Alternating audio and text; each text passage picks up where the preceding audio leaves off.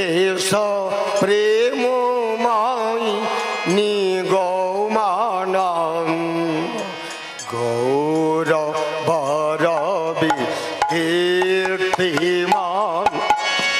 এসো জ্ঞানবান এসো গুণবান বিপুল বিদ্যা কৃপানিধান। এসো প্রেমময় নিগমানন্দ গৌরবরবি কীর্তিমান।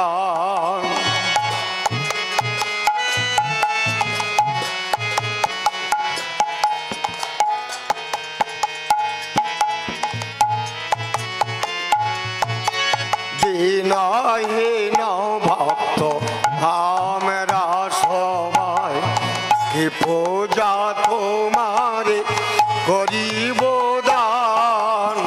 দীনহীন ভক্ত আমরা সবাই কি পূজা তোমারে করিব দান। দারো সাধ গুরু দারায় উপহার মিলে তো ভক্তের আকুল প্রাণ। দারো সাধ গুরু দারায় উপহার মিলে তা ভক্তের আকুল প্রাণ। ঈশা প্রেমময় নিগমানন্দ গৌরবরবি কীর্তিমান।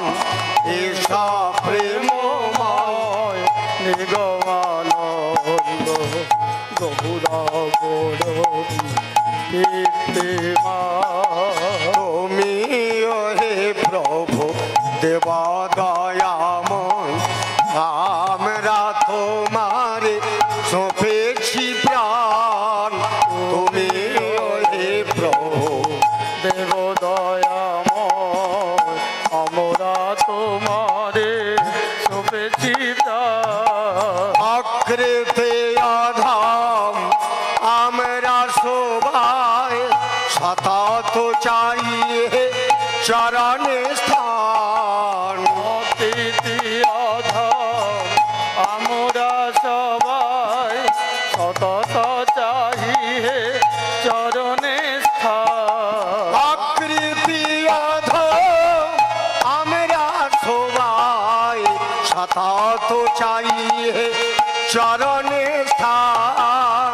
আকৃতি আধাম আমরা সবাই সতত চাহিয়ে চরণে স্থান। ঈশা প্রেমময় নিগমানন্দ গৌরবরবি কীর্তিমান। এসো প্রেমময় নিগমানন্দ গৌরবরবি কীর্তিমান। কত জনমে বান্ধব তুমি যাচ্ছে তোমারে আকুল প্রাণ।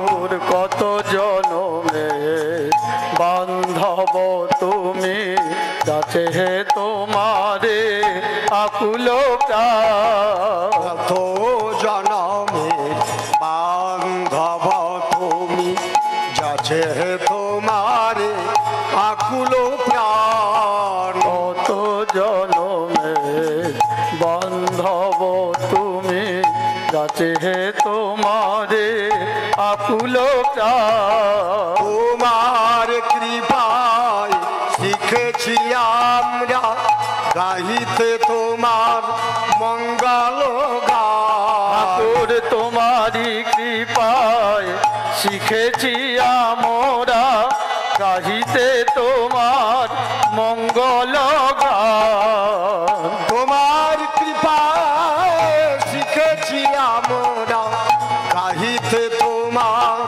মঙ্গল গান। তোমারি কৃপায় শিখেছি আমরা গাহিতে তোমার মঙ্গল গান। ঈশা প্রেমময় নিগমানন্দ গৌরব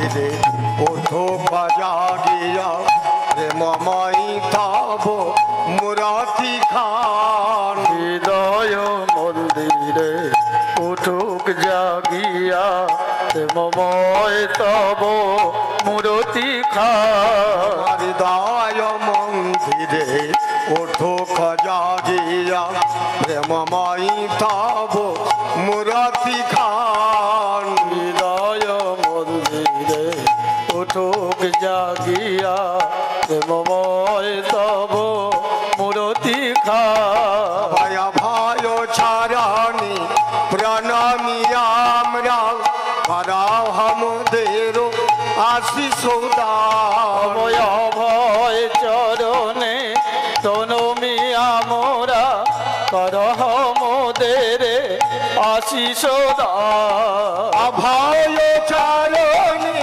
প্রণামী আমরা করাও হামদের আশিস দান। অভয় চরণে তনমি আমরা করহ মোদের আশিস দান। এসো প্রেমময় নিগমানন্দ গৌরব রবি কীর্তিমান। এসো প্রেমময় নিগমানন্দ গৌরব রবি কীর্তিমান। এসো জ্ঞানবান এসো গুণবান বিপুলা বেদা কৃপানিধান। এসো জ্ঞানবান এসো গুণবান বিপুল বিদ্যা কৃপানিধান। তোমারি কৃপায় শিখেছি আমরা গাইতে তোমার মঙ্গল গান। তোমারি কৃপায় শিখেছি আমরা গাইতে তোমার মঙ্গল গান। অগ্রেতে অধম আমরা সবাই সতত চাহিয়ে চরণে স্থান। অকৃতি অধম আমরা সবাই সতত চাহিয়ে চরণে স্থান। অভয় চরণী প্রণমী আমরা করাও আমাদের আশিস দান। অভয় অভয় চরণে প্রণমী আমরা করহ মোদের আশিস দান। প্রেমময় নিগমানন্দ গৌরব রবি কীর্তিমান। এসো প্রেমময় নিগমানন্দ গৌরব রবি কীর্তিমান। জয় গুরু।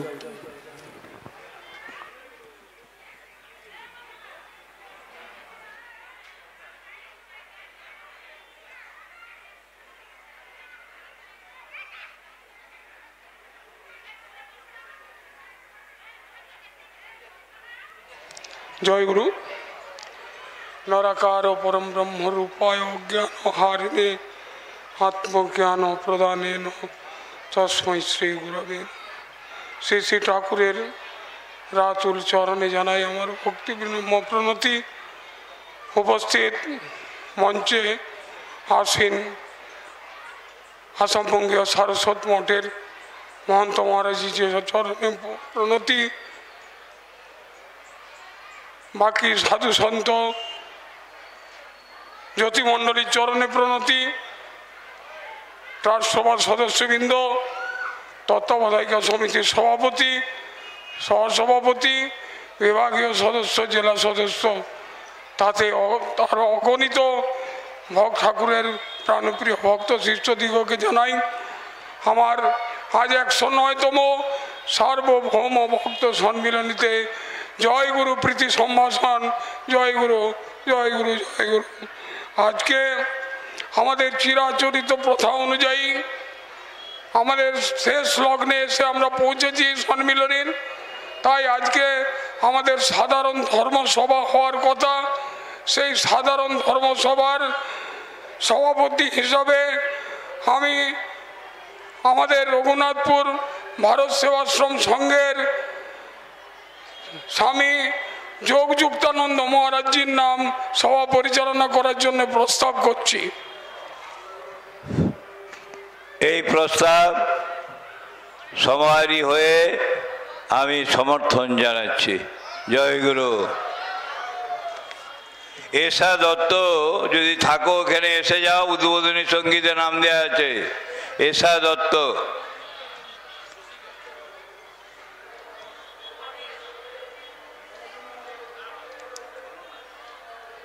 হ্যাঁ, এখন সভাপতি মহাশয় ঠাকুর চরণে মাল্যচন্দন অর্পণ করবেন।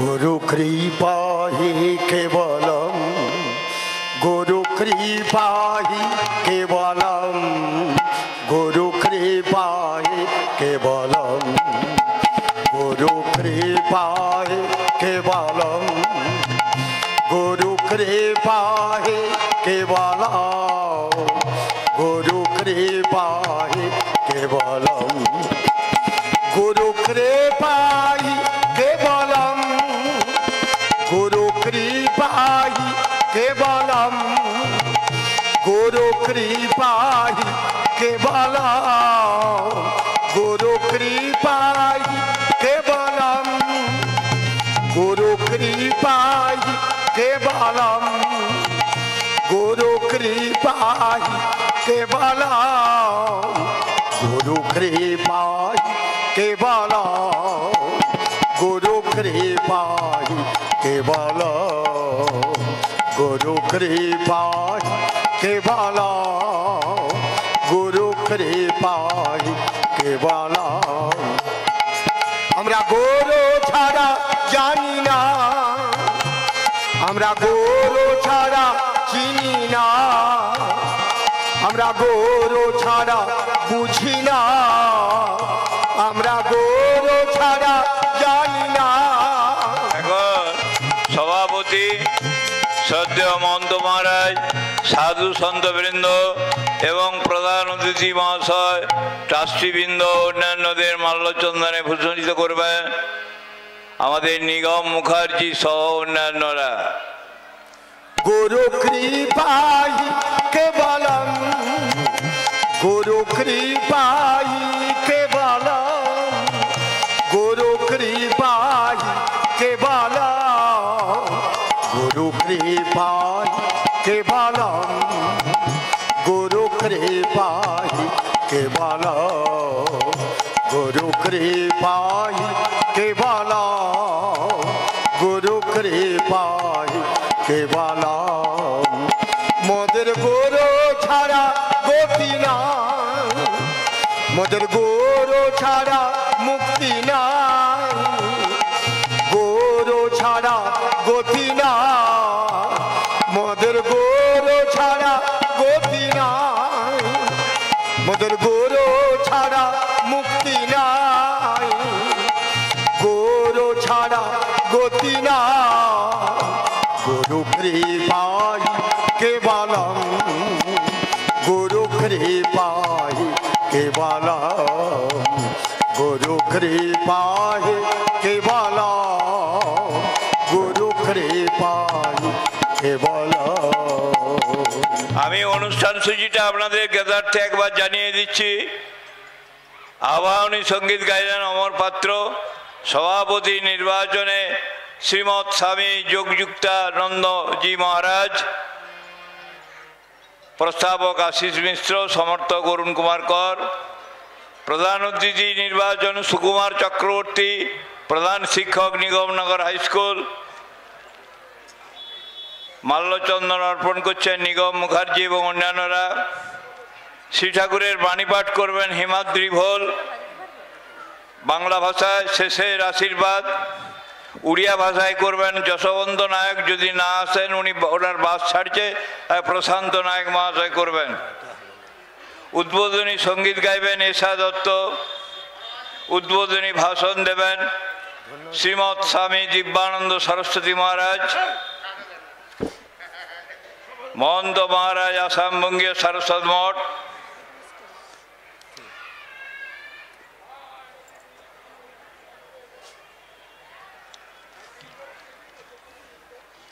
সঙ্গীত পরিবেশন করবেন ঝর্ণা বেরা। ঠাকুরের সংক্ষিপ্ত জীবনী নিয়ে আলোচনা করবেন অরুণ কুমার কর। সঙ্গীত পরিবেশনা করবেন সুব্রত ঘোষ। আচার্য শঙ্করের মত ও গৌরাঙ্গের পথ সম্পর্কে আলোচনা করবেন ভাস্করানন্দ সরস্বতী। সনাতন ধর্মের সার্বভৌমত্ব সম্পর্কে আলোচনা করবেন জয়ন্ত আচার্য। গুরুবাদ সম্পর্কে আলোচনা করবেন জগন্নাথ পণ্ডা। সঙ্গীত পরিবেশনা করবেন প্রদীপ মিশ্র, প্রসন্ন কুমার পাত্র। স্বরচিত কবিতা পাঠ করবেন বিন্দু নন্দী। তারপর সভাপতির ভাষণ থাকছে। কিন্তু এখন যেটা আমি ছেড়ে গেছি সেটা হচ্ছে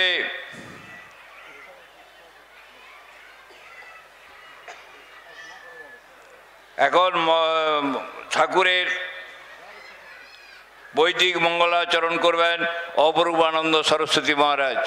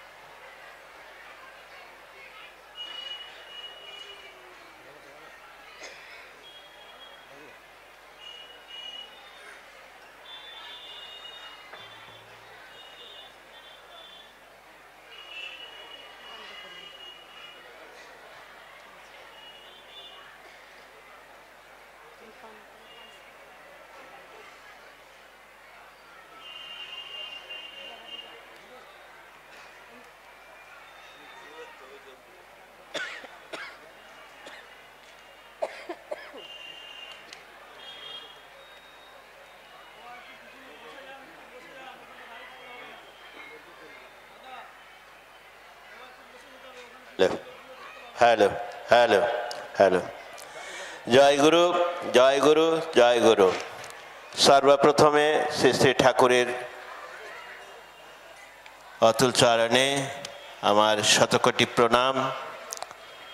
মঞ্চে উপবিষ্ট সমস্ত দেবতুল্য সন্ন্যাসী বৃন্দের শ্রীচরণে আমার প্রণাম এবং অতিথিদের আমার অন্তরের শ্রদ্ধা এবং সমস্ত ভক্তমণ্ডলী সকলকেই শ্রী শ্রী ঠাকুরের আশীর্বাদ সকলের শিরে বর্ষিত হোক।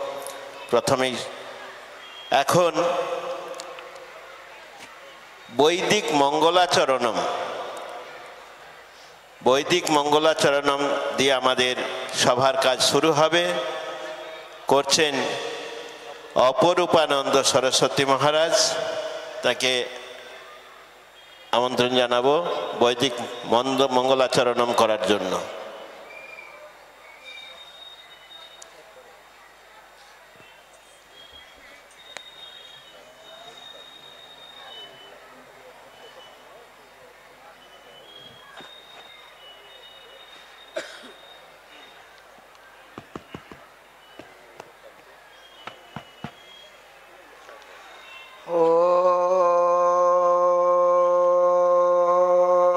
शन्नो मित्रः शं वरुणः शन्नो भवत्वर्यमा शन्न इन्द्रो बृहस्पतिः शन्नो विष्णुरुक्रमः नमो ब्रह्मणे नमस्ते वायो त्वमेव प्रत्यक्षं ब्रह्मासि त्वामेव प्रत्यक्षं ब्रह्म वदिष्यामि ऋतं वदिष्यामि सत्यं वदिष्यामि तन्मामवतु तद्वक्तारमवतु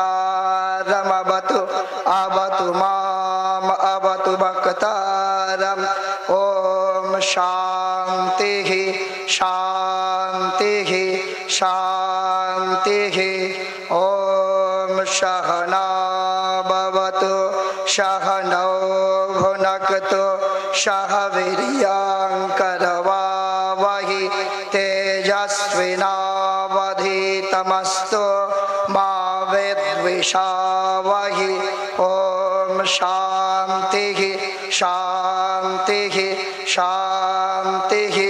ओम भद्रं कर्णेभिः शृणुयाम देवा भद्रं पश्येमाक्षभिर्यजत्राः स्थिरैरङ्गैस्तुष्टुवागुंसस्तनोर्भेद्यसेमाहि देवहितं यदायुः स्वस्ति न इन्द्रो वृद्धश्रवाः स्वस्ति नः पूषा विश्ववेदाः स्वस्ति नस्तार्क्ष्यो अरिष्टनेमिः स्वस्ति नो बृहस्पतिर्दधातु।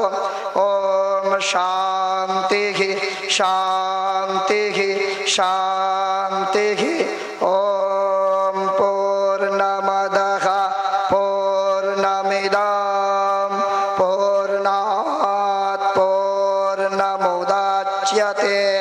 पूर्णस्य पूर्णमादाय पूर्णमेवावशिष्यते। ओम शांति शांति शांति। हरि ओम तत्सत्। जय गुरु जय गुरु जय गुरु। হ্যালো, পরম পূজ্য স্বামীজিকে আমার প্রণাম। এখন শ্রী শ্রী ঠাকুরের বাণী পাঠ করবেন শ্রী হিমাদ্রি ভোল মহাশয়।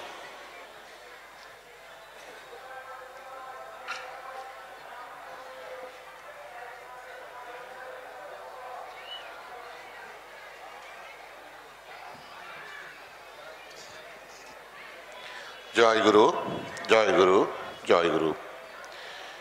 ১০৯তম সার্বভৌম ভক্ত সম্মিলনীর মধ্যমণি ঠাকুরচরণে আমার ভুলুণ্ঠিত প্রণাম জানাই।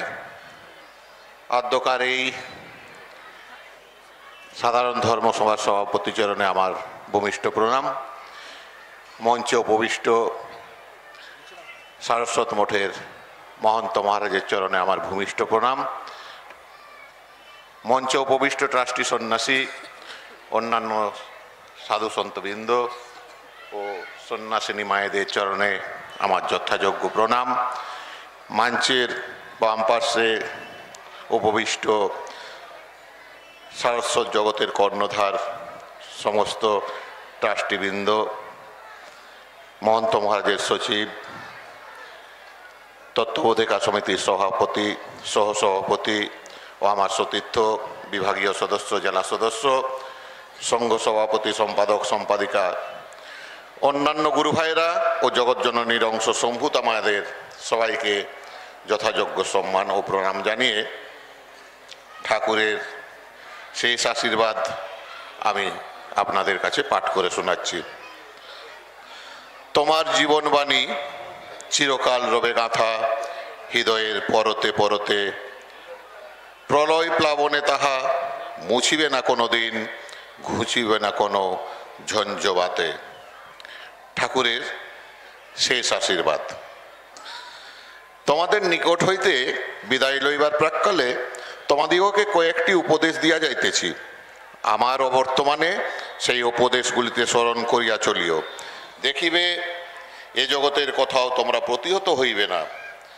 আমার ইচ্ছাকে রূপ দেওয়ার জন্যই তোমরা আমার আশ্রয় লইয়াছ। গৃহী সন্ন্যাসীর কোনো কথা নেই এই স্থলে। যতদিন আমি স্থলে বর্তমান আছি ততদিন আমার ইচ্ছা লইয়া তোমাদের কোনো দ্বন্দ্ব উপস্থিত হইবে না। কেননা আমার ইচ্ছা আমি নিজে মুখেই ব্যক্ত করিতেছি এবং করিব, কিন্তু আমার অন্তর্ধানে তোমাদের আসল পরীক্ষা আরম্ভ হইবে। তখন আমার ইচ্ছা তোমাদের অন্তরে প্রেরণারূপে ফুটিয়া উঠিবে। চিত্ত শুদ্ধ না হইলে কেহই তখন নিগুড় ইচ্ছাকে উপলব্ধি করিতে পারিবে না। সদ্গুরুর অব্যক্ত ইচ্ছা শুদ্ধ আধারেই প্রতিফলিত হইবে। আমার যে ব্যাপক ইচ্ছা তাকে রূপ দিতে হইলে গৃহী সন্ন্যাসী সকলকেই সংঘবদ্ধ হইতে হইবে। আমাকে যাহারা আন্তরিক ভালোবাসো আমার তিরোধানে তাহাদের মাঝে সংহিত ভাব আরও বিশেষত ফুটিয়া উঠিবে। আমার অবর্তমানে যদি তোমরা ছন্ন ছাড়া হইয়া যাও, তা হইলে বুঝিতে হইবে আমাকে ঠিক ঠিক তোমরা ভালোবাসো নাই। আমাকে ভালোবাসার অর্থ কি? না আমার ব্যক্ত ইচ্ছাকে রূপ দেওয়ার আপ্রাণ চেষ্টা করা। বারংবার তোমাদের বলিতেছি এবং এখনো বলিতেছি, আমাকে যাহারা ভালোবাসো, আমার ইচ্ছা শতদোল রূপে তাহাদের অন্তরে ফুটিয়া উঠিবে। আমি যতদিন স্থূল দিয়ে থাকিব, ততদিন আমার মুখের নির্দেশের প্রতি তোমাদের আকর্ষণ থাকিবে। কিন্তু আমার অন্তর্ধানে শুধু আমার মুখের নির্দেশ নয়, আমার বুকের ভাষাও তোমাদের বুঝিতে সক্ষম হইবে। আমার অন্তর্নিহিত ইচ্ছাকে আমার অন্তর্ধানের পরই তোমরা ঠিক ঠিক বুঝিতে পারিবে। কিন্তু আসল কথা হইল চিত্তশুদ্ধি। চিত্তশুদ্ধির অভাবে আমার মুহ্যমান ইচ্ছাও তোমাদের নিকট বিকৃত রূপে প্রকাশ পাইবে। এই জন্য আমার অন্তর্ধানের পর তোমাদিগকে আরো গভীরভাবে সমাহিত হইতে হইবে। চিত্তশুদ্ধির জন্য একদিকে চলবে ধ্যান আর গুণক্ষয় করিবার দরুন অন্যদিকে চলবে গুরু নির্দিষ্ট নিষ্কাম কর্ম। এই দ্বিবিধ সাধনা সমভাবে চলিবে, তবেই আমি তোমাদের মাঝে ইচ্ছারূপে প্রেরণারূপে ফুটিয়া উঠিব। আমাকে ঠিক ঠিক তোমরা লাভ করিতে সেই সময়ে, কেননা অন্তর্ধানে পাওয়াই আসল পাওয়া। আমার অন্তর্ধানের পর যাহারা আমার দরুন কাঁদিবে, শোক প্রকাশ করিবে, তাহারা আমার অস্তিত্বে অবিশ্বাসী। আমি চিরকাল আছি, চিরকাল থাকিব। স্থূলদেহে আমি তোমাদের বাহিরে আছি, কিন্তু এই স্থূলদেহ রক্ষা করিলে তোমাদের সকলের অন্তরই হইবে আমার আসন মন্দির। আমার ইচ্ছার বাইরে আমি যত দূর প্রকাশ করিয়াছি, আমার অবর্তমানে তাহাই হইবে তোমাদের ধ্যানের অবলম্বন। আমার স্থূল দেহকে ভুলিলেই আমাকে ভুলা হইবে না। আমার ইচ্ছাকে যেদিন তোমরা ভুলিয়া যাইবে, সেই দিন বুঝিব আমাকে তোমরা প্রকৃত ভুলিয়াছ। আমার ইচ্ছা তোমাদের অন্তরে যতদিন পর্যন্ত উদ্দীপ্ত থাকিবে, আমিও তোমাদের অন্তরে ততদিন জাগ্রত প্রত্যক্ষ রূপেই অধিষ্ঠিত থাকিব। চিত্ত বিশুদ্ধ হইলে বুঝিতে পারিবে আমি তোমাদের মাঝে ইচ্ছারূপে সততই বর্তমান। আমার ইচ্ছাকে জীবনে রূপ দেওয়াই যাহাদের একমাত্র লক্ষ্য, তাহারা কোনো সঙ্গবদ্ধ হইতে পারিবে না। তোমরা সঙ্গবদ্ধ হও, ইহাও আমার একটি ইচ্ছা। সুতরাং এই ইচ্ছাকে রূপ দিতে হইলে তোমাদিগকে অবশ্যই সঙ্গবদ্ধ হইতে হইবে। সমর্পণ মন্ত্রে দীক্ষিত শিষ্যের কর্তব্য হইল গুরুর ইচ্ছাকে নিজের জীবনে অবাধে লীলাহিত হইতে দেওয়া। শিষ্য হওয়ার অর্থ হইল নিজের ব্যক্তিগত ইচ্ছাকে বলি দেওয়া। তোমাদের ইচ্ছা যখন অস্তমিত হইবে, আমার ইচ্ছা তখন তোমাদের মাঝে ফুটিয়া উঠিবে। একের বিলয়েই অপরের বিকাশের সম্ভাবনা। আমার অন্তর্ধানের পরই তোমাদের আসল পরীক্ষা শুরু হইবে। কোনটা নিজের মনের প্ররোচনা আর কোনটা গুরুর প্রেরণা, তাহা তোমরা কিছুতেই ধরিতে পারিবে না যদি তোমাদের চিত্ত শুদ্ধ না হয়। আমার অন্তর্ধানে আমার ইচ্ছাকে হৃদয়ঙ্গম করিতে হইলে তোমাদিগকে অন্তর্মুখী হইতে হইবে। একদিকে অবশ্য তোমাদের প্রাণে অদম্য প্রেরণা আসিবে তখন, কিন্তু সেই প্রেরণাকে অন্তর্মুখী ভাব দ্বারা নিয়ন্ত্রণ করিতে হইবে। হইচই করিলে আমার ইচ্ছার কোনা মাত্র তোমরা উপলব্ধি করিতে পারিবে না। আমার সুমহান ইচ্ছার অংশ মাত্র তোমাদের নিকট ব্যক্ত করিতে পারিয়াছি কিনা সন্দেহ।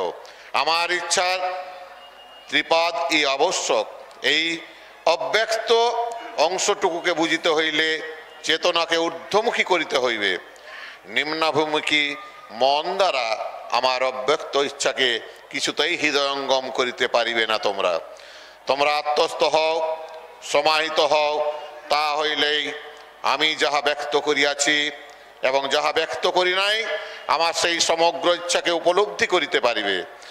স্থূল দেহ ছাড়িয়া আমি আমার ইচ্ছার সহিত মিশিয়া থাকিব।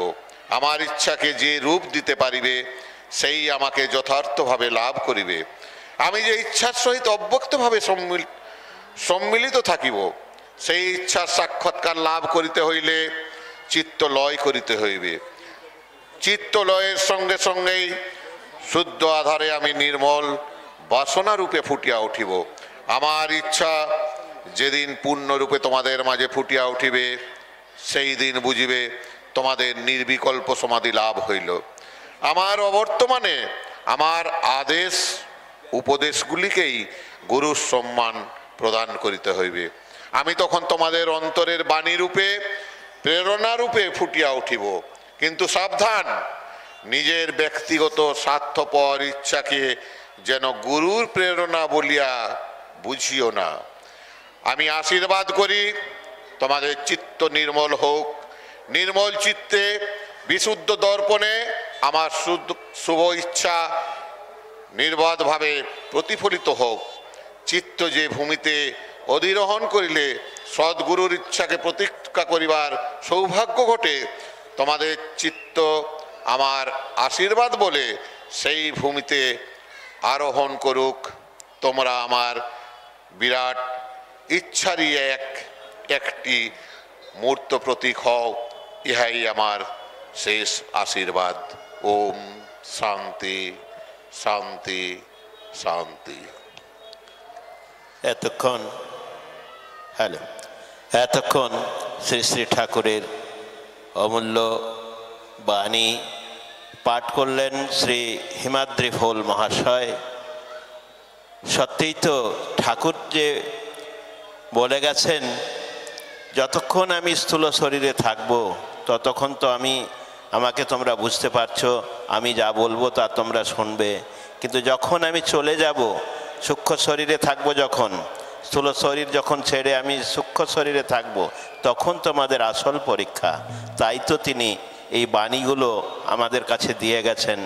এই বাণী, এই উপদেশেই তো আমাদের একমাত্র পথ, এই পথেই তো আমরা তাকে স্মরণ করব। এই যে এত বড় মহাযজ্ঞ, তিনিই উপস্থিত রয়েছেন এই মঞ্চে, তিনি থেকে তিনিই সমস্ত কিছু পরিচালনা করছেন। এইটা আমাদের প্রত্যেককে আমাদের মনে রাখতে হবে। তিনিই সর্বেসর্বা, তিনিই কিন্তু সব কিছু পরিচালনা করছেন, কোনো একা ব্যক্তির দ্বারা কিন্তু ইহা সম্ভব নয়। যাই হোক, শ্রী হিমাদ্রি ভোল মহাশয়কে আবারও সভার পক্ষ থেকে অনেক অনেক ধন্যবাদ। এখন উড়িয়া ভাষায় আমরা বাণী শুনব। বাণী পাঠ করবেন তিনি হচ্ছেন প্রসন্ন নায়ক মহাশয়। প্রসন্ন নায়ক মহাশয় উড়িয়া ভাষায় বাণী পাঠ করে শোনাবেন।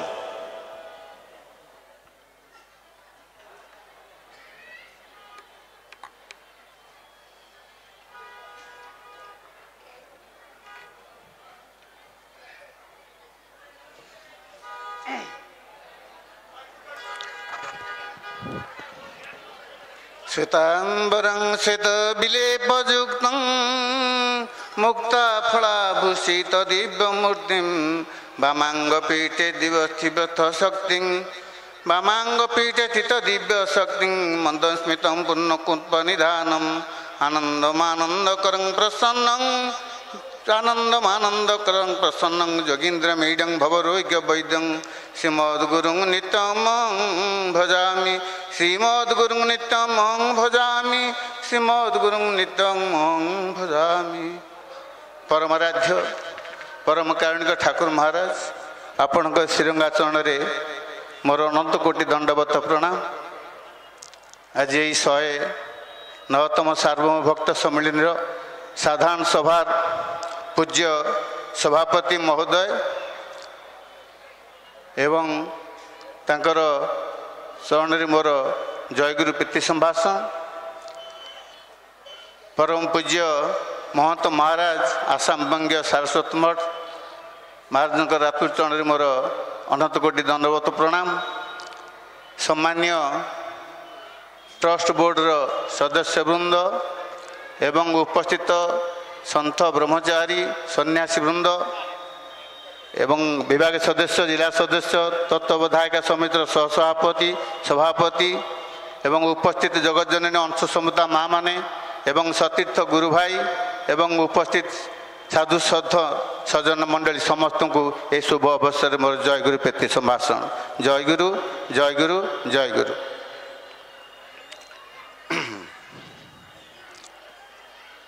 ବତ୍ସ ତୁମ୍ଭମାନଙ୍କୁ କିଛି କରିବାକୁ ହେବ ନାହିଁ।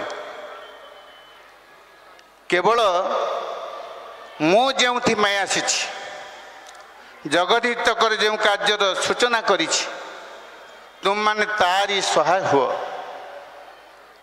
ମୋ ପ୍ରାଣରେ ପ୍ରାଣ ମିଶାଇ ସେହି ବ୍ରତୋଦ୍ଯାପନରେ ବ୍ରତୀ ହୁଅ। ମୁଁ ପ୍ରତିଜ୍ଞା କରି କହୁଛି, ଏଥିରେ ହିଁ ତୁମମାନଙ୍କର ସବୁ ହେବ। ତୁମେମାନେ ସବୁ ପାଇବ। ଅନ୍ୟ ସାଧନ ଭଜନର କୌଣସି ପ୍ରୟୋଜନ ନାହିଁ। ଆଉ ସାଧନ ଭଜନ କରିବା କ'ଣ ଦେଇ? ତୁମମାନଙ୍କ ସେ ଦେହ ବଳ, ମନ ବଳ, ପ୍ରାଣ ବଳ କାହିଁ? ତୁମମାନଙ୍କର କିଛି ନାହିଁ ବୋଲି ହିଁ ବାରମ୍ବାର କହୁଛି। ତୁମମାନେ ମୋ କୃପା ଉପରେ ନିର୍ଭର କରି ସେହି ଶୁଭଦିନ ପ୍ରତୀକ୍ଷାରେ ବସିଥାଅ। ଆପଣା ମନକୁ ତୁମମାନଙ୍କ ବାହୁରେ ଶକ୍ତି, ହୃଦୟରେ ଭକ୍ତି, ପ୍ରାଣରେ ପ୍ରେମର ଉନ୍ମାଦନା ଜାଗି ଉଠିବ। ତୁମମାନଙ୍କ ଜୀବନ ଧନ୍ୟ ହେବ, ଧରଣୀ କୃତାର୍ଥ ହେବ।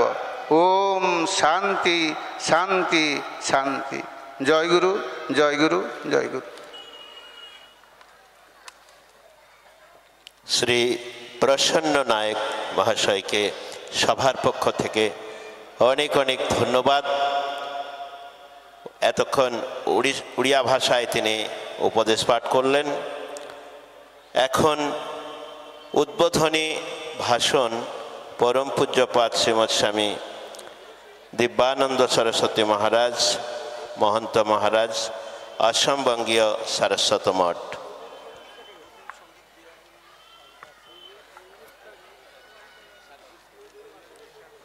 দুঃখিত, উদ্বোধনী সঙ্গীত রয়েছে।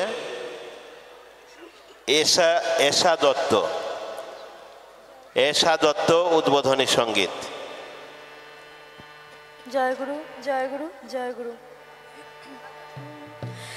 একবারে এসো এসো ঋষিকেশ, ধরার ভারো হারি। একবারে এসো এসো ঋষিকেশ, ধরার ভারো হারি। আবার বাজাও, আবার বাজাও, আবার বাজাও তোমার পাঁচজন সুদর্শনধারী। একবার এসো এসো ঋষিকেশ, ধরার ভারো হারি।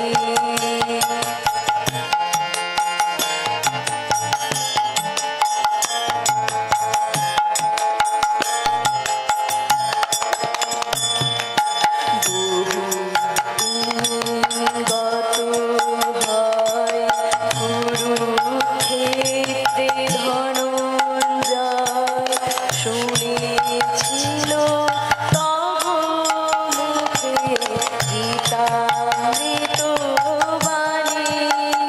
কত পাপী তাপী তোরে গেল তত কথা শুনে। কত পাপী তাপী তোরে গেল তত কথা শুনে। আবার বাজাও, আবার বাজাও, আবার বাজাও তোমার পাঁচজন সুদর্শনধারী। একবার এসো এসো ঋষিকেশ, ধরার ভারো হারি।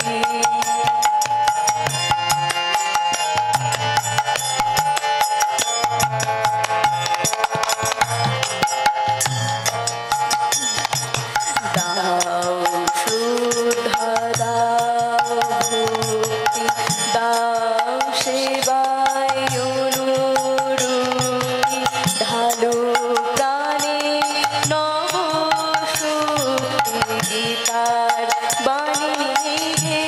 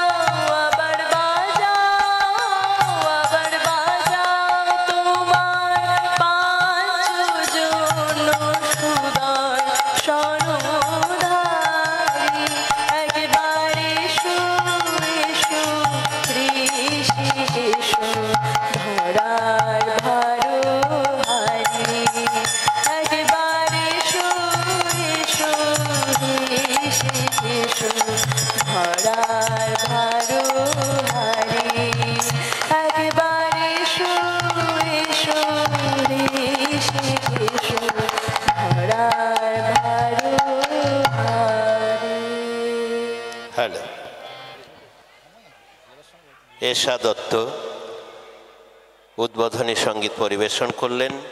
সভার পক্ষ থেকে তাকে অনেক ধন্যবাদ। জয় গুরু, জয় গুরু, জয় গুরু। এখন পরম পূজ্যপাদ শ্রীমৎ স্বামী দিব্যানন্দ সরস্বতী মহারাজ, মহন্ত মহারাজ, অসমবঙ্গীয় সারস্বত মঠ উদ্বোধনী ভাষণ রাখছেন।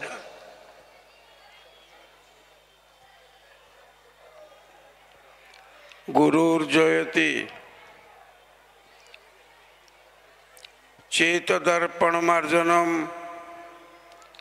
ভব মহদাবাগ্নি নির্বাপণম শ্রেয়োকরৈব চন্দ্রিকা বিতরণম বিদ্যাবোধ জীবনম আনন্দাম্বুধিবর্ধনং প্রতিপদং পূর্ণামৃতাস্বদনম সর্বাত্মস্বপনং পরং বিজয়তে শ্রী গুরু সংকীর্তনম।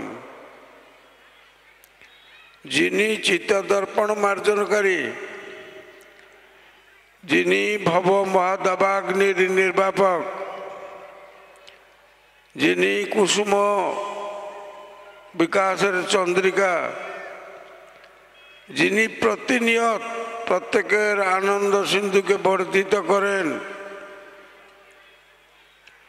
সেই রসরাজ মহাভাব কান্তা কান্ত ভাবধারী পরমহংস আমার ইহকাল পরকালের কাণ্ডারী সেই গুরু মহারাজের চরণে আমার সতত ভক্তি বিনম্র চিত্তে প্রণতি। আদরণীয় বরণীয় আজের এই 109তম সার্বভৌম ভক্ত সম্মিলনীর সঞ্চালকের আসন উপবিষ্ট স্বামী যোগযুক্তাত্মা নন্দ মহারাজের প্রতি আমার অকৃপণ দাক্ষিণের প্রাচুর্য ভরা প্রেমালিঙ্গন। আর্যকুল তিলক ঋষিকল্প মহাত্মা বৃন্দ, সারস্বত মঠের বরেণ্য ট্রাস্টি বৃন্দ, সতীর্থ গুরুভ্রাতা বৃন্দ, জগৎ জননীর অংশ সম্বুদা যশস্বিনী প্রসন্ন সলীলা গোদাবরী স্বরূপ দেবীবৃন্দ, আদ্রাবাসী সকলের প্রতি আমার এই শুভ মহেন্দ্র লগ্নে সারস্বত মঠের পক্ষ হইতে বর্ণ করছি। বিশেষ কথা না বলে থাকতে পারছি না। আমি আমাদের এই 109তম সার্বভৌম ভক্ত সম্মিলনীর জেনারেল সেক্রেটারি গুরুভ্রাতা আশিস কুমার মিশ্র মহাশয়কে বলেছিলাম, যেখানে আমরা সম্মিলনী করিব, যে মহারাজ এই সম্পত্তি দান করেছিলেন ঠাকুরকে, ওনাকে নিশ্চিত নিমন্ত্রণ করিবেন। আমার খুব ইচ্ছা আমি একটু রাজদর্শন করিব। যাক, আমার সেই স্বপ্ন আজকে বাস্তবে মূর্তি পরিগ্রহ করিয়াছে। রাজদর্শন করলাম।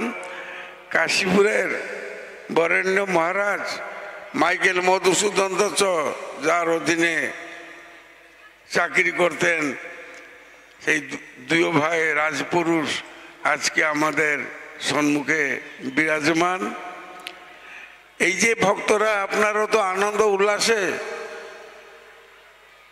আনন্দের হিলোলে টকবক করতেছেন।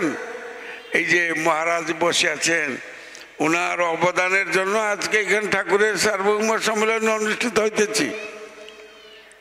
তিনি সারস্বত মঠকে কৃতজ্ঞতার পাশে আবদ্ধ করলেন।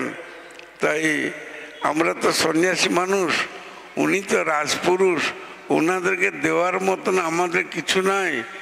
উনি বহুত দিয়েছেন, উনি ভুরিদা, কিন্তু আমরা ওনাকে একবার আলিঙ্গন ছাড়া আর আমাদের কিছু দেওয়ার মতো নাই। তাই তিনি আমাদের আলিঙ্গন গ্রহণ করে আমাদের কৃতকৃতার্থ করুন। ওম শান্তি।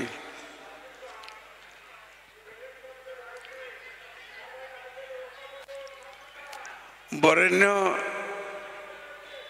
সভাপতি মহাশয় আদেশ করিয়াছেন যে উদ্বোধনী বক্তব্য রাখার জন্য।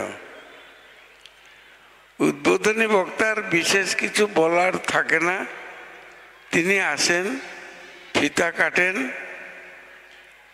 ব্যাস ওনার কর্তব্য শেষ। কিন্তু এটা একটা ধর্মীয় অনুষ্ঠান, উদ্বোধনী বক্তব্য রাখিতে হইবে, প্রাণ জাগরণের মতন কিছু কথা বলতে হবে। কুরুক্ষেত্রের সমরাঙ্গন অর্জুন বলিলেন, সখা উভয় সেনার মাঝখানে রথ স্থাপন করো, আমি দেখতে চাই কত বীরপুঙ্গবাসী আছে। উভয় সেনার মাঝে রথ থেমে গেল। অর্জুন বলিতেছেন, আমি যুদ্ধ করিব না, কম্পিত কলেবর, বজ্রমুষ্টি শীতল, মস্তক উপরি হস্ত সংস্থাপন। অর্জুন বসিয়া পড়িলেন, কারণ উনি আমার পিতামহ ভীষ্ম, উনি আমার দ্রোণাচার্য গুরু, উনি অশ্বত্থামা গুরুপুত্র গুরুতুল্য। আমি তাদের বধ করিয়া নিজের হস্তকে কলুষিত করিয়া আমি রাজ্য ধন সম্পত্তি কিছু চাই না, আমি ভিক্ষাবৃত্তি অবলম্বন করিয়া জীবন যাপন করিব।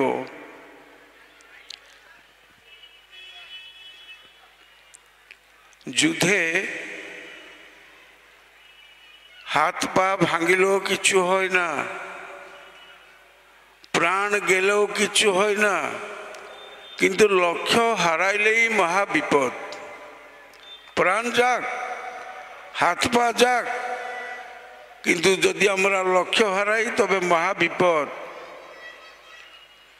ভগবান তার প্রিয় সখাকে সম্বোধিত করে বলছেন, সখা এই অনার্য বুদ্ধি তোমার মন থেকে কোত্থেকে এলো?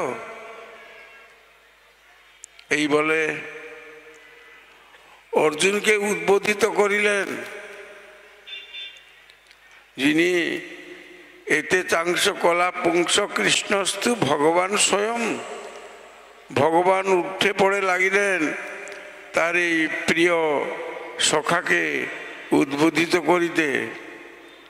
আরম্ভ হলো ধর্মক্ষেত্রে কুরুক্ষেত্রে সমবেত যুযুস্তব থেকে শুরু করে যত্র যোগেশ্বর কৃষ্ণ যত্র পার্থ ধনুর্ধর পর্যন্ত, শেষ শ্লোক পর্যন্ত 18 অধ্যায় 700 শ্লোকের অবতারণা হইল। ভারতবর্ষের অনন্তকালের জ্ঞানের বিশ্ববিদ্যালয়ের দরজা খুলে গেল।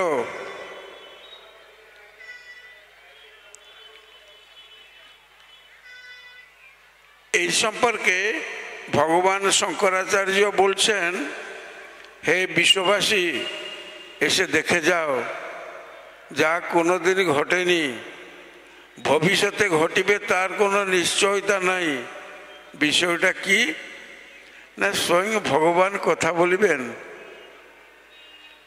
বাইবেল আমরা পড়েছি, কথা বলেছেন কে না? ঈশ্বর পুত্র যিশু। কত দূর পর্যন্ত না, God Jesus and holy ghost. ঈশ্বরের সখা মোহাম্মদ কথা বলেছেন কোরআনে, খোদা রসুল পয়গম্বর পর্যন্ত। কিন্তু স্বয়ং ভগবান কথা বলছেন। আগে কস্মিনী কালে কোনোদিনই ভগবান কথা বলেননি, তাই গীতা আরণ্যক নয়। প্রত্যেক দর্শন প্রত্যেক সিদ্ধান্ত আরণ্যক, গীতা কিন্তু আরণ্যক নয়। মধ্যাহ্ন সূর্যকে সাক্ষী রেখে গীতার সংযোজন হইয়াছে।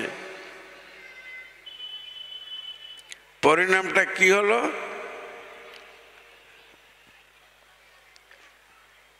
গীতা সনাতন হিন্দু ধর্মের এমন একটি মৌলিক গ্রন্থ যেখানে স্বয়ং ভগবান কথা বলছেন, যেখানে জীব চৈতন্য, কূটস্থ চৈতন্য, ঈশ্বর চৈতন্য, সর্বোপরি ব্রহ্ম চৈতন্যের প্রকাশিত হইয়াছে। গীতা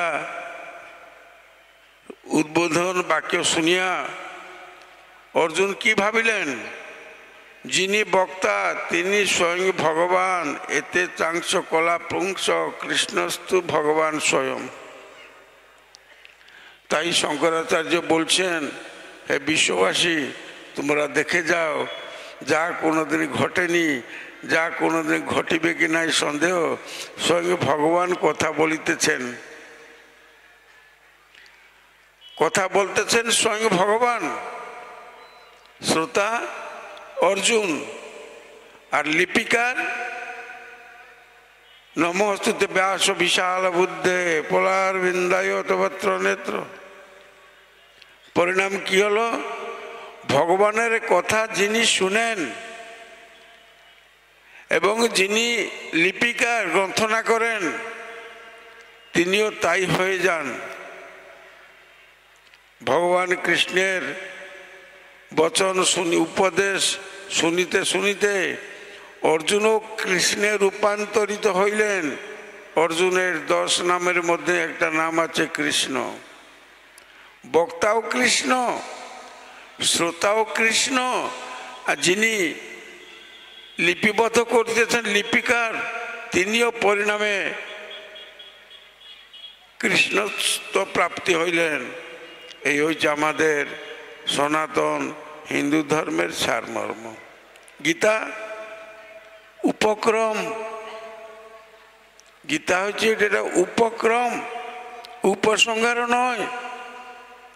ভগবান কৃষ্ণ ওনার অবস্থানকালে দুটো উপদেশ দিয়েছেন। উপক্রমের উপদেশ অর্জুনকে, আর উপসংহারের উপদেশ উদ্ধব মহারাজকে, যিনি ছিলেন ভগবান কৃষ্ণের প্রণয় সচিব।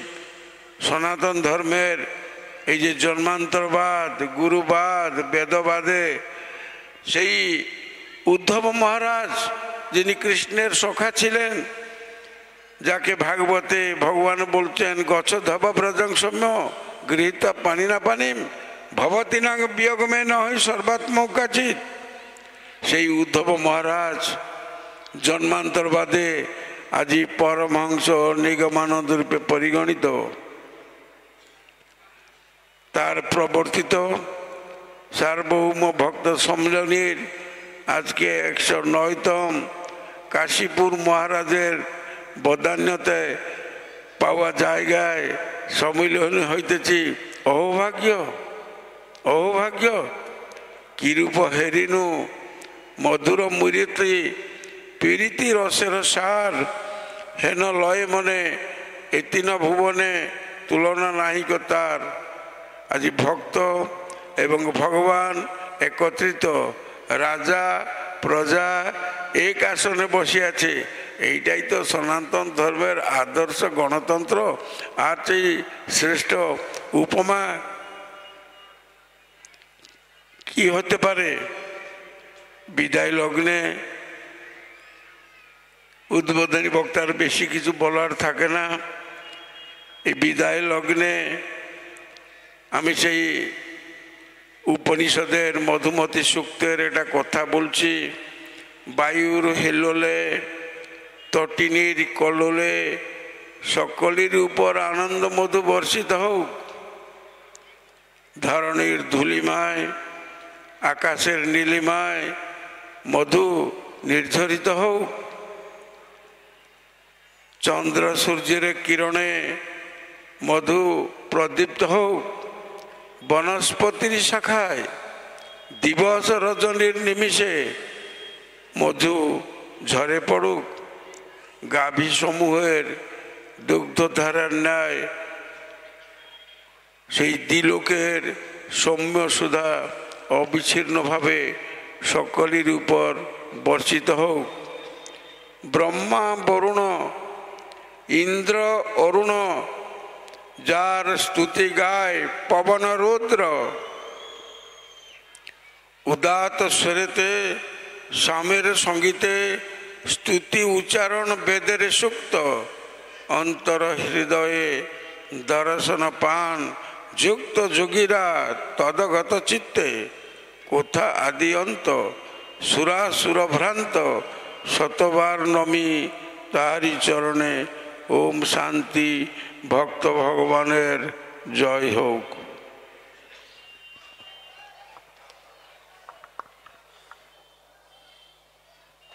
হ্যালো,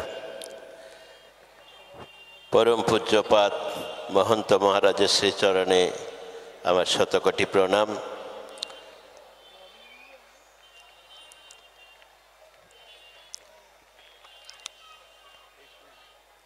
এখন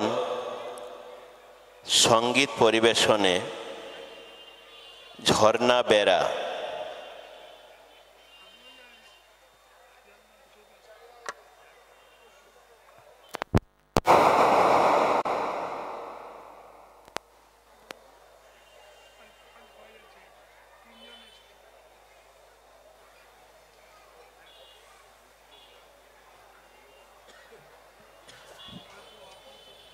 জয় গুরু, জয় গুরু, জয় গুরু।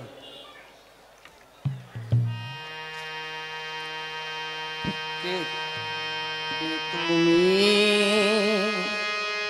কাছে আছো তবু জানি নাছো কোনখানে। তুমি কাছে আছো তবু জানি নাছো কোনখানে। যে কথা বলো তাই শুনে যায়, যে কথা বলো তাই শুনে যায়। বুঝি না তবু তার মানে, বুঝি না তবু তার মানে। তুমি কাছে আছো তবু জানি না আছো কোনখানে। তুমি কাছে আছো তবু জানি না আছো কোনখানে।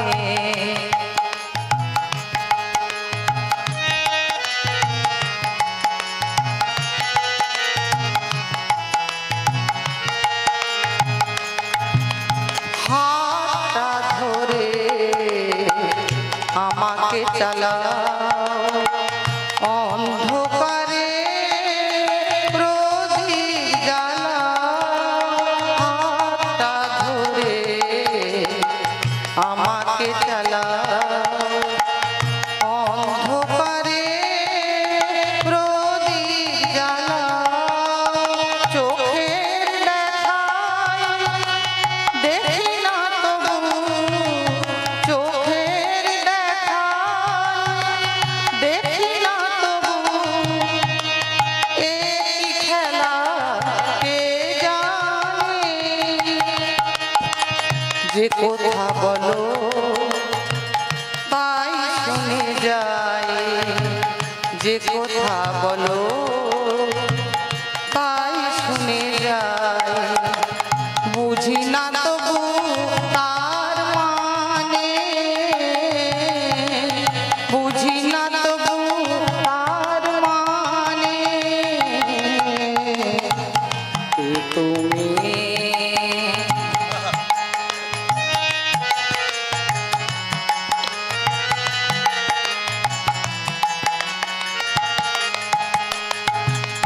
জানি গো তুমি চাইবে যদি থামতে হবে আমায় সেদিন। জানি গো তুমি চাইবে যদি থামতে হবে আমায়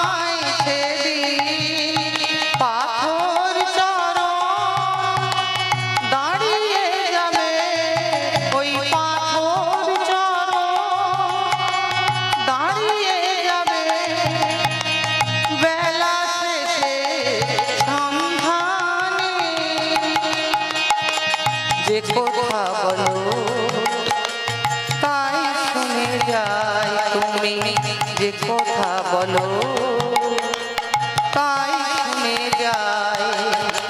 বুঝি না তবু তার মানে,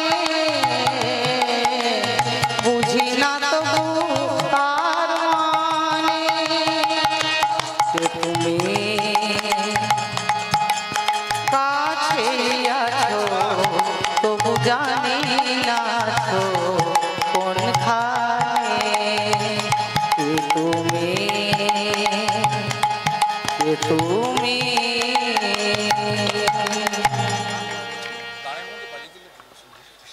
হ্যালো, এতক্ষণ ভক্তি সঙ্গীত পরিবেশন করলেন ঝর্ণা বেরা। সবার পক্ষ থেকে অনেক অনেক ধন্যবাদ তাকে। শ্রী শ্রী ঠাকুরের অনেক অনেক আশীর্বাদ তার শিরে বর্ষিত হোক। জয় গুরু, জয় গুরু, জয় গুরু। এখন শ্রী শ্রী ঠাকুরের সংক্ষিপ্ত জীবনী আলোচনা করবেন শ্রী অরুণ কুমার কর মহাশয়।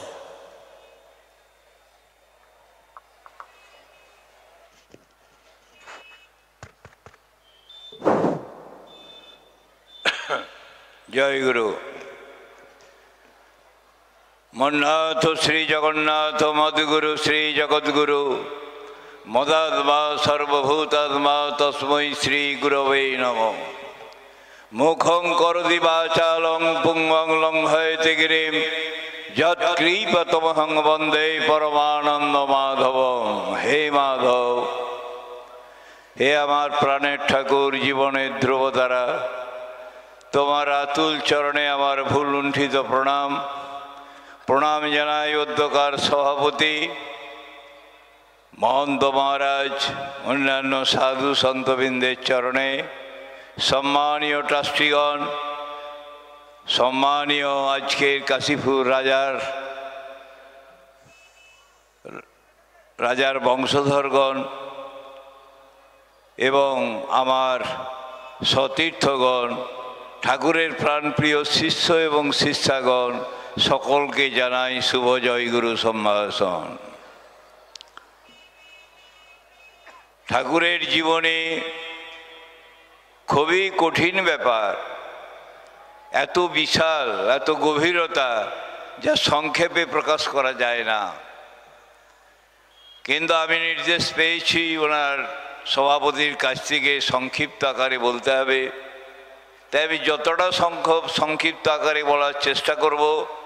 ভুল ভ্রান্তি হলে আমি ঠাকুরের চরণে ক্ষমা চেয়ে নিচ্ছি, আপনাদের কাছেও ক্ষমা চাইছি, ক্ষমা করবেন।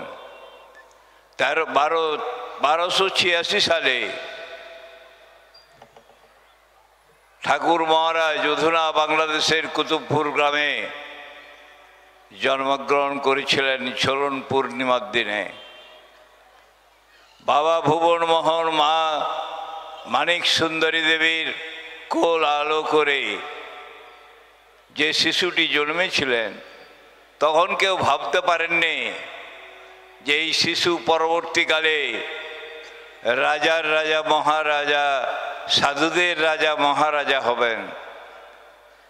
কিন্তু যখন তার বাবা ভুবন মোহন কুষ্টি বিচার করেছিলেন, তখন সেই কুষ্টি বিশারদ বলে দিয়েছিলেন, যদি এই ছেলে বাড়িতে থাকে তাহলে রাজার রাজা মহারাজা হবে, আর এই ছেলে যদি সাধু হয়ে যায় তাহলে সাধুদের উপরে একচ্ছত্রপতি হবে। তিনি ভয়ে ছেলেকে সঙ্গে নিয়ে রামকৃষ্ণের কাছে এসেছিলেন। রামকৃষ্ণ ছেলেকে দেখেই বললেন, আরে এই তো ভরা কলস, জাতকে উঠে সাপ। তাই বাবার মনে সন্দেহ ছিল ছেলে কি হবে, কিন্তু ভবিতব্য তো কাউকে রাখে না। দেখতে দেখতে মাতৃবিয়োগ হয়ে গেল, সংসারে একা হয়ে গেলেন। নিজেই রান্নাবান্না করতেন, পড়াশোনা করতেন, কিন্তু সংসারের অভাব।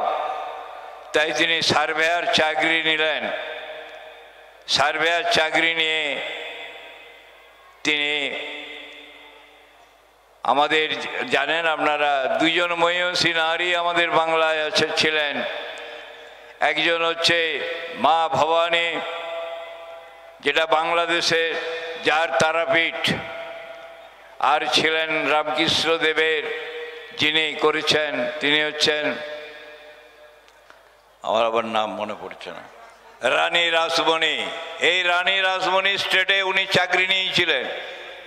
রানী রাসমণি স্টেটে দুজন চাকরি করতেন, দুজনেই কিন্তু পরমহংস। একজন চাকরি করতেন পুজো করতে, রামকৃষ্ণদেব, তিনিও পরমহংস। আর একজন জমি মাপার কাজ করতেন, নলিনীকান্ত, তিনিও পরবর্তীকালে নিগমানন্দ পরমহংস। তবে এইখানে চাকরি নেওয়ার পর তার বিবাহ দিয়ে দেন খুব তাড়াতাড়ি করে, কারণ বাবার মনে সন্দেহ ছিল। হালি শহরে সুধাংশুবালা নাম্নী কন্যার সঙ্গে তার বিয়ে হয়ে যায়। সুধাংশুবালা অল্প দিনেই বাড়ির সমস্ত লোক, পাড়া প্রতিবেশী থেকে সকলকেই খুব আপন করে নেন। তিনি একদিন চাকরি স্থল থেকে এসে দুটি মুড়ি খাচ্ছেন, সামনে দেখতে পেলেন একটি ছায়ামূর্তি তার স্ত্রীর। বলে উঠলেন, সুধাংশু তুমি দাঁড়িয়ে কেন, কখন এলে? বলে ধরতে গেলেন, ছায়ামূর্তি মিলিয়ে গেল। বলল আমার মনের ভ্রম। তা আবার তিনি দেখলেন আবার ছায়ামূর্তি এসে দাঁড়িয়েছে। তখন তার মনে সন্দেহ হলো, কারণ স্ত্রী অন্তঃসত্ত্বা ছিলেন।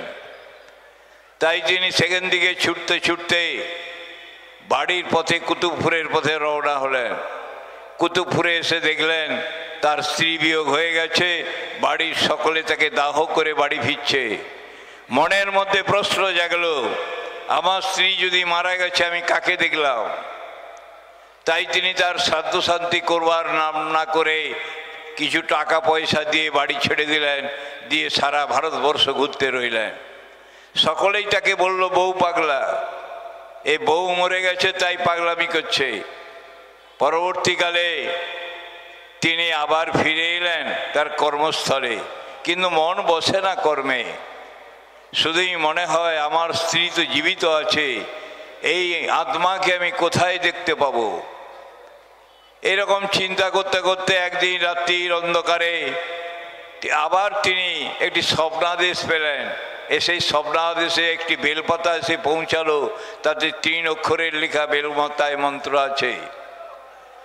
তিনি তখন আবার দৌড়াতে শুরু করলেন এই বেলপাতা নিয়ে গুরুর সন্ধানে। সারা ভারতবর্ষ ঘুরে কাশিতে এসে চিন্তা করলেন, সবাই যখন বলছে যে এর মাথা খারাপ হয়ে গেছে, একটা বেলপাতায় কি মন্ত্র লেখা আছে তাকে নিয়ে চারদিক ঘুরছে, আত্মহত্যা করার পরিকল্পনা নিলেন। রাত্রিতে ভাঙা করে ঘুমোচ্ছেন, এক ব্রাহ্মণ এসে বলল, আরে তুই দেশ ছেড়ে বিদেশে ঘুরছিস কেন? তোর দেশে যা। না দেশে কোথায় যাব? না বীরভূমের তারাপীঠে। ঠাকুর ট্রেন ধরে, সেই রাতেই ট্রেন ধরে তারাপীঠে এসে পৌঁছালেন। যখন তারাপীঠে ঢুকছেন তখন দেখছেন নদীটির সেপারে একজন হাত বাড়িয়ে কি দেখছে। কাছে এসেই সেই নেংটি পরা সাধু বলল, নলিনী তুই এসেছিস, তোর বেলপাতাটা দে। আশ্চর্য হয়ে গেলেন নলিনীকান্ত, যে আমার নাম নলিনীকান্ত এবং বেলপাতা আছে উনি জানলেন কি করে? বেলপাতাটা নিয়ে বললেন, আরে তুই তো ভাগ্যবান, তুই তারা মন্ত্র পেয়েছিস। সামনের চতুর্দশীতে তোকে সব সাধনায় আমি তারার কাছে বসিয়ে দেবো। ঠিক তাই হলো, চতুর্দশী রাত্রে সব সাধনায় বসলেন। কিন্তু আশ্চর্যের বিষয়, 3.5 ঘন্টা 2.5 ঘন্টার মধ্যেই স্ত্রী সুধাংশুবালা রূপে এসে জগজ্জননী মহামায়া দর্শন দিলেন। তিনি বললেন, আমি তো এই রূপে ডাকি নেই, আমি তো ডেকেছি মাকে। বলে, তুমি কি জানো না প্রত্যেক নারী জাতির মধ্যে আমি আছি? তাই তুমি তো সুধাংশুবালাকেই খুঁজছিলে, সেই রূপ ধরেই আমি তোমাকে দেখা দিলাম। বলল, না, আমি মাতৃরূপ দর্শন করতে চাই এবং আমি বিশ্বরূপ দর্শন করতে চাই। মা বলল, তুমি পারবে না, এটা সহ্য করতে পারবে না? বলল, নাই পারি, তবু আমি দর্শন করতে চাই। মায়ের বিশ্বরূপ দর্শন করে উনি মূর্ছিত গেলেন। যখন জ্ঞান ফিরল দেখলেন বামা খপার কোলে শুয়ে আছেন। বামা বলল, তুই ভাগ্যবান, আমিও ভাগ্যবান তোর মতন শিষ্য পেয়ে।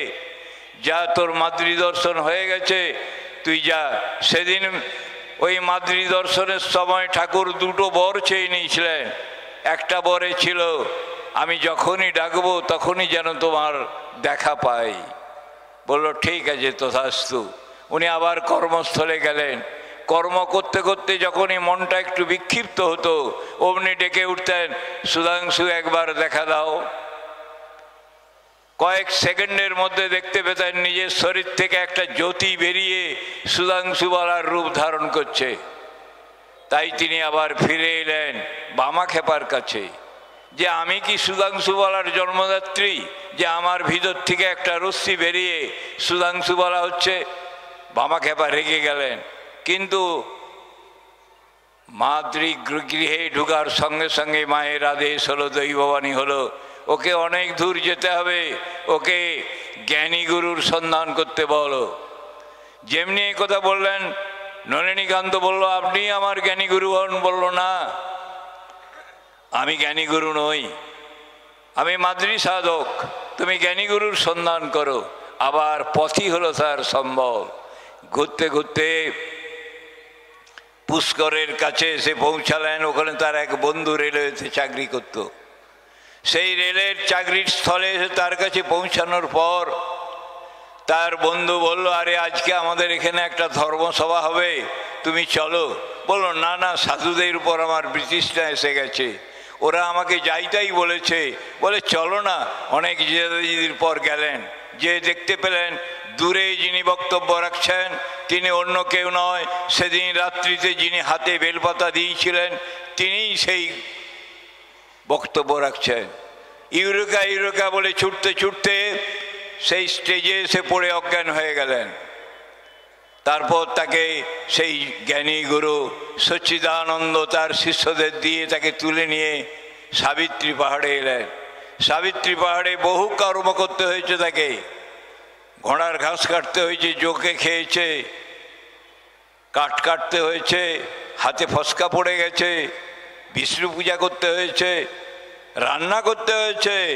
আপনারা তো ভাগ্যবান, এই 3 দিনে বহু লোককে দীক্ষা পেয়ে গেল, সদ্গুরুর দীক্ষা। কিন্তু সদ্গুরুর দীক্ষা পেতে কত কষ্ট করতে হয়, এটাই আমাদের ঠাকুর মহারাজের প্রমাণ।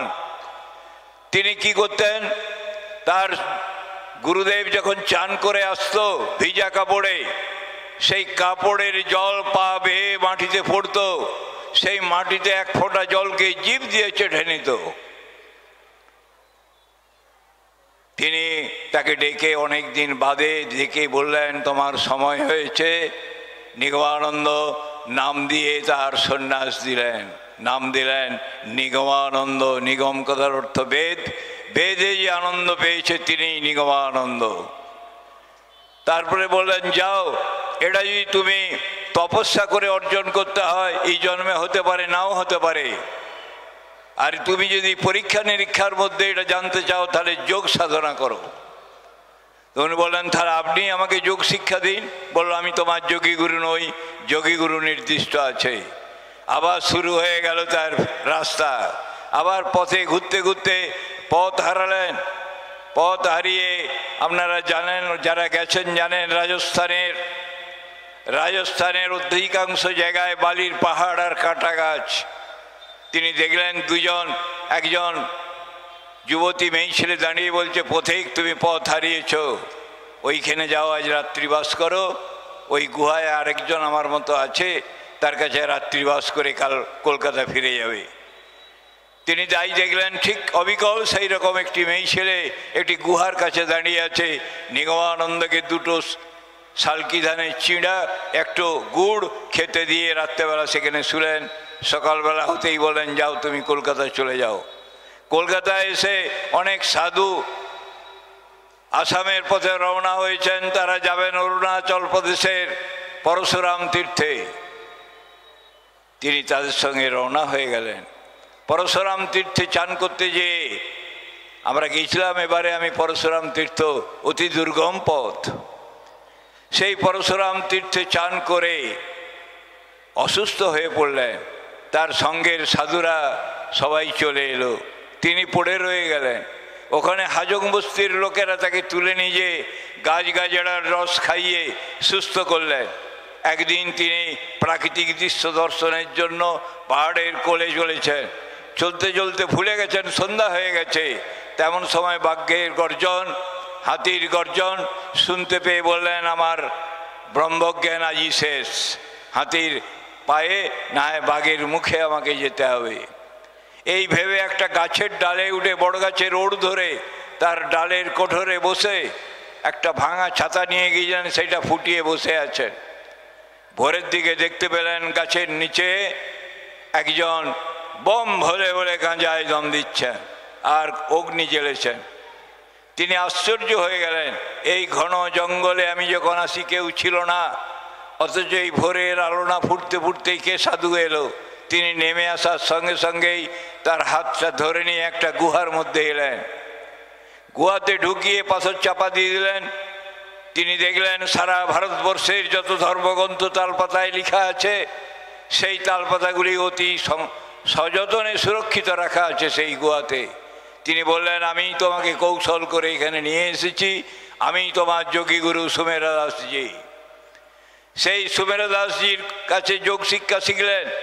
তারপর সুমেরা দাসজি বললেন যে তুমি এখানে থেকে যোগ শিক্ষা করলে খাবারের দরকার, আমার কাছে এই গাছের মূল খেয়ে কী করবে, তুমি চলে যাও গৃহের বাড়িতে, আমি বলে দিচ্ছি। উনি আস্তে আস্তে যেখানে প্রথম নেমেছিলেন, আজকে পশ্চিম মেদিনীপুর জেলার কোলাঘাটের রূপনারায়ণ নদীর পাড়ে। এই রূপনারায়ণ নদীর পাড় ধরে হাঁটতে হাঁটতে তিনি নন্দীগ্রামের এক শিব মন্দিরে গিয়েছিলেন, যেখানে আমাদের মহন্ত মহারাজ সভা করতে যান। সেইখানে শিব মন্দিরের কাছে বসে আছেন। রাত্রিতে সেই শিব মন্দিরের যে মালিক তাকে স্বপ্ন দিলেন, সুমেরা দাসজি আমার শিষ্য তোমার শিব মন্দিরে ঢুকে আছে, তাকে নিয়ে এসো, তাকে নিয়ে এসে একটু আশ্রয় দাও। তার বাগান বাড়ি ছিল উকিলবাবুর, সেই বাগান বাড়িতে ওকে নিরাবিলিতে আশ্রয় দিলেন। সেখানে উনি তার স্ত্রীকে বললেন, আমি সর্বিকল্প সমাধিতে যাব, একটু আধটু দেরি হতে পারে মা, চিন্তা করো না, আমার দেরি হলে তুমি পায়ে আমার ননি ঘষে জয়গুরু নাম করবে। ঠাকুর নির্বিকল্পে যার, এই সর্বিকল্পে যার সময় এই কথা বলে গেলেন মাকে। মা একদিন দেখলেন 7 দিন হয়ে গেছে ফিরছে না, কান্নাকাটি শুরু করে দিলেন। তখন তার স্বামী ডাক্তারপত্র নিয়ে এসে দেখলেন উনি মারা গেছেন, ওকে দাহ করতে হবে। মা দাহ করতে দিলেন না। এই অনেকক্ষণ কাঁদতে কাঁদতে পায়ে ননি ঘষতে ঘষতে জয়গুরু নাম করতে করতে দেহ নড়ে উঠল। তিনি ফিরে এসে দেখলেন অজস্র লোক দাঁড়িয়ে আছে। বুঝতে পারলেন মা আমার দেরি হয়ে গেছিল। তাই ওখান থেকে তিনি রাত্রের মধ্যেই পালিয়ে গেলেন। দিয়ে গৌহাটির ট্রেন ধরে গৌহাটিতে নেমে হাঁটছেন কামাখ্যা মন্দিরের রাস্তায়। হঠাৎ একজন লোক ব্যক্তির সঙ্গে দেখা হলো, তার নাম যজ্ঞেশ্বর বিশ্বাস। তিনি ওনাকে ডেকে নিয়ে এসে তার বাড়িতে আশ্রয় দিলেন এবং বললেন, আমি অফিস থেকে ফিরে আসি, তারপর তোমার গীতার ব্যাখ্যা শুনব। সেখানে মৃণালিনী দেবী, আমি আগে প্রথম নাম, মায়ের নাম মানিক সুন্দরী, মৃণালিনী,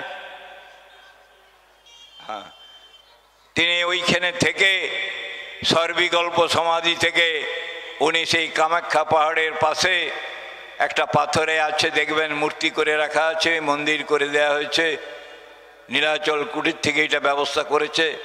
সেই পাথরে বসে উনি নির্বিকল্প সমাধিতে গেলেন। নির্বিকল্প সমাধি থেকে কেউ ফিরে আসে না, কিন্তু উনি ব্রহ্মার মধ্যে ব্রহ্ম, সেই জন্যই বলছে অণু পরমাণুতে উনি ব্রহ্মার সঙ্গে মিশে গেলেন। আবার ফিরে এলেন মায়ের করুণায়, ফিরে এলেন গুরু ভাব নিয়ে, আমি গুরু, এই ভাব নিয়ে তিনি নির্বিকল্প থেকে ভূমিষ্ঠিতে নেমে এলেন আমাদের মতো পচা ধসা গলাকে উদ্ধার করার জন্যে।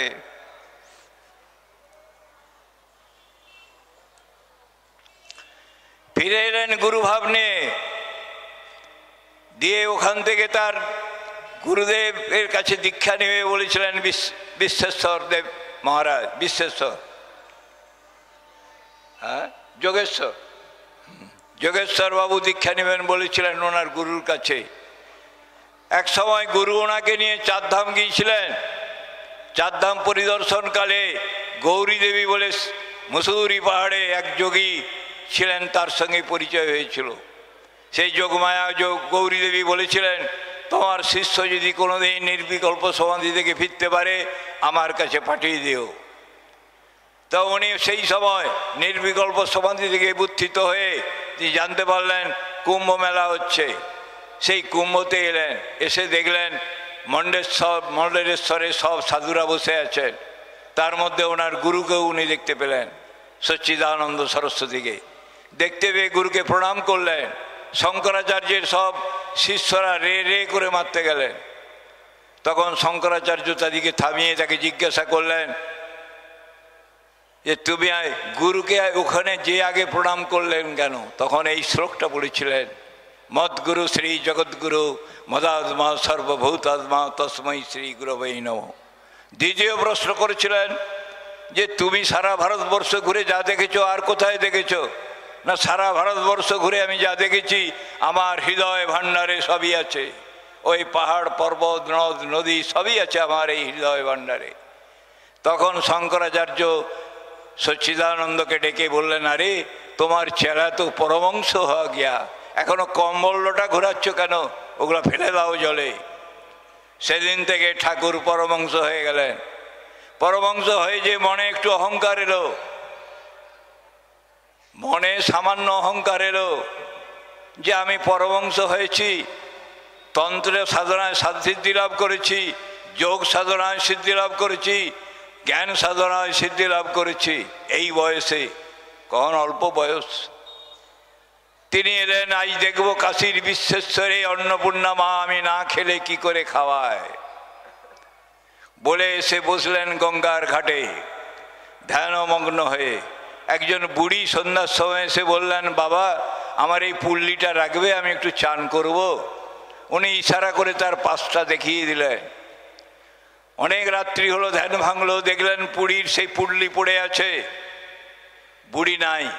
তখন উনি সন্দেহ করলেন বুড়ি গঙ্গার জলে ভেসে গেছে, তাহলে ওর কোনো ঠিকানা পাই নাকি, দেখি সংবাদটা দেবো। এই বলে পুল্লিটা খুলে দেখলেন কাঁচা শালপাতায় গরম সীতাভোগ। উনি সেগুলো খেয়ে একটি ভাঙা ঘরে শুয়ে আছেন। এমন সময় ঘর আলো করে এক নারী এসে আবির্ভূত হলো। কিরে, মনে মনে খুব অহংকার হয়েছে না?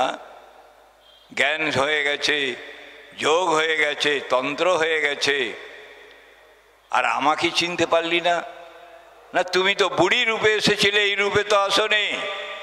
বলছে দেশ সৃষ্টি স্থিতি প্রলয় করতে পারে, তার কাছে 18 বছরের যুবতী আর 80 বছরের বৃদ্ধ সাজাটা কি খুব কঠিন? চমকে গেলেন নিগমানন্দ।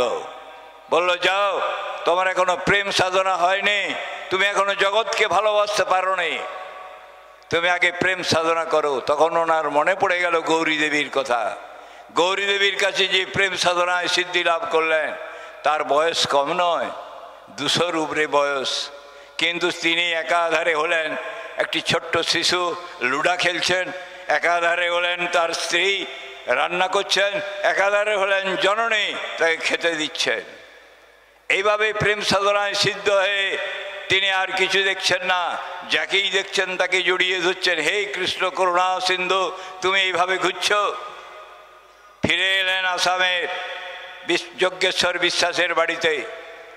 ফিরে এসে তার স্ত্রী সহযোগিতায় আস্তে আস্তে আস্তে আস্তে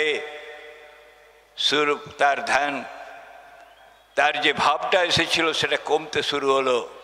তারপর তিনি গুরুকে নিয়ে এলেন ওদিকে দীক্ষা দেওয়ার জন্য, কারণ ওরা বলেছিল তোমার গুরুতে আমি দীক্ষা নেব। সব আয়োজন হয়ে গেছে, স্বামী স্ত্রী দীক্ষা নেবে। তার তার জ্ঞানী গুরু বললেন सच्चिदानंद सरस्वती, अरे अब लोग क्यों मेरा दीक्षा लेगा? मेरा लड़का तो बहुत बड़ा हो गया, ओ लड़का से दीक्षा लियो। সেদিন থেকেই সচ্চিদানন্দ নিজে দাঁড়ি থেকে ঠাকুর মহারাজকে গুরুতে প্রতিষ্ঠা করে দিয়ে গেলেন। তারপর ওনার বিরাট কাহিনী, উনি চলে গেলেন গারোহিলে। সেখানে মায়ের সঙ্গে যারা গারোহিল গেছেন দেখবেন একটা মাটির গুহা আছে, মাটির নিচে, ওইখানে বসে মায়ের সঙ্গে লুডো খেলতেন।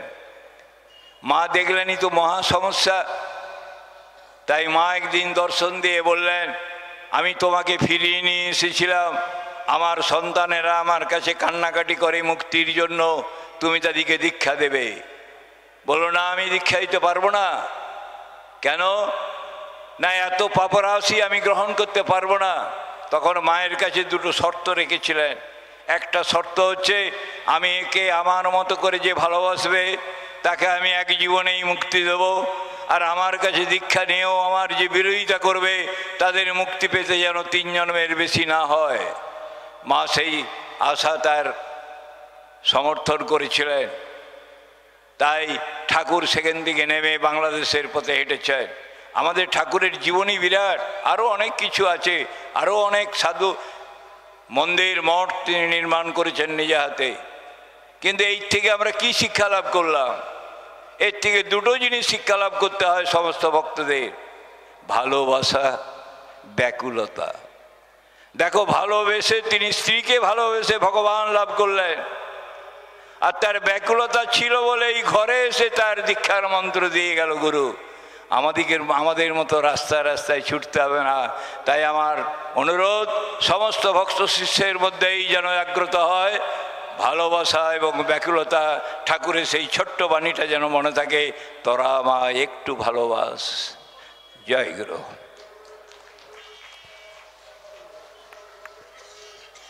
হ্যালো, এতক্ষণ শ্রী শ্রী ঠাকুরের দিব্য জীবনী সম্পর্কে আলোচনা করলেন মাননীয় শ্রী অরুণ কুমার কর মহাশয়। সভার পক্ষ থেকে তাকে অনেক অনেক ধন্যবাদ। জয় গুরু, জয় গুরু, জয় গুরু। এখন আমরা একটু সঙ্গীতে ফিরে আসব।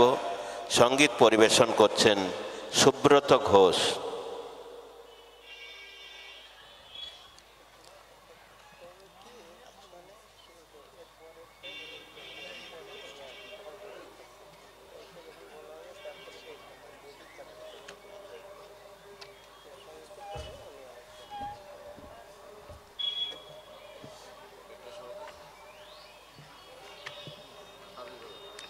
জয় গুরু, জয় গুরু, জয় গুরু। তোরা শঙ্খ বাজা, তোরা ঘন্টা বাজা, বাজা পাখোয়া, ঝুলন দোলাই দোলা বসি গুরু মহারাজ, ঝুলন দোলাই দোলা বসি গুরু মহারাজ। তোরা শঙ্খ বাজা, তোরা ঘন্টা বাজা, বাজা পাখোয়া, ঝুলন দোলাই দোলা বসি গুরু মহারাজ, ঝুলন দোলাই দোলা বসি